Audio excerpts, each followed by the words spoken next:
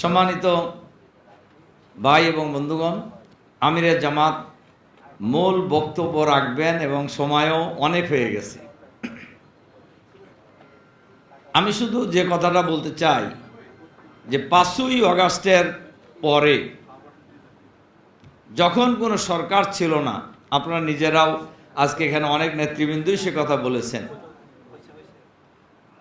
তখনই 5ই আগস্ট রাত্রেই আমাদের নেতা আমিরে জামাত ডক্টর শফিকুর রহমান সারা বাংলাদেশেই জামাতের এবং শিবিরের নেতা কর্মীদেরকে নির্দেশ দিয়েছিলেন অমুসলিম ভাই বোনদের বাড়িঘর পাহারা দেওয়ার জন্য, মন্দির উপাসনালয় পাহারা দেওয়ার জন্য, ব্যবসা প্রতিষ্ঠান পাহারা দেওয়ার জন্য।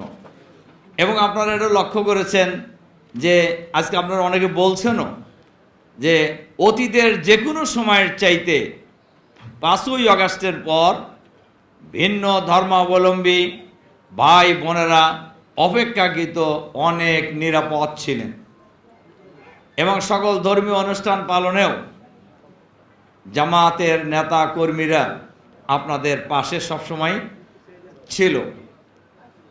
এইটা যে জামাত এই কাজটা করেছে, এটা এমনি এমনি করে নাই, ইসলামের বিধানও লা ইকরাহা ফিদ্দিন, দিনের ব্যাপারে কোনো বাড়াবাড়ি নেই। আর মহানবী সাল্লাল্লাহু আলাইহি সাল্লাম বলছেন যে কোনো ব্যক্তি যদি কোনো অমুসলিমের অধিকার হরণ করে, কিয়ামতের দিন আমি তার বিরুদ্ধে আল্লাহর দরবারে সাক্ষী হিসাবে দাঁড়িয়ে যাব। এটা হলো ইসলামের নীতি এবং সেই নীতি জামাত অনুসরণ করে। এবং আমরা আগাগোড়াই বলেছি, আমাদের নেতা আমিরে জামাত কিন্তু এ কথা শুরুর থেকেই বলেছেন যে বাংলাদেশে কোনো সংখ্যালঘু নেই, আমরা এটা বিশ্বাস করি না, আমরা এটা মানি না। এই দেশে যারা জন্মগ্রহণ করবে তারাই এই দেশের নাগরিক। সুতরাং একজন মুসলমান নাগরিক যা অধিকার পাবে, একজন অমুসলিমও সকল নাগরিক অধিকার পাবে।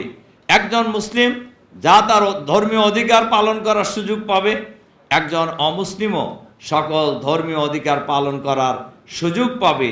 এই ক্ষেত্রে কোনো পার্থক্য করা হবে না, বরঞ্চ জামাত যে ইসলামী কল্যাণ রাষ্ট্র কায়েম করার জন্য লড়াই করছে, সংগ্রাম করছে, চেষ্টা করছে, এটা যদি প্রতিষ্ঠিত হয়ে যায়, সেই মানবিক রাষ্ট্র, সেই কল্যাণ রাষ্ট্র অমুসলিমদের জান মাল ইজ্জত আবরুর পূজা উপাসনার সকল কিছুর নিরাপত্তার গ্যারান্টি দেবে এবং এটা নিশ্চিত করবে। আর আরেকটা কথা বলি, আমার কথা শেষ করছি। সবসময় অমুসলিমদের কোনো কিছু হলেই বাংলাদেশের একটা দল, আমরা তাদের নাম বলতে চাই না, পদত্যাগ করে পালিয়ে গেছেন, তারা কিন্তু দায়ী আঙ্গুলটা আমাদের দিকে ঘুরাইতেন।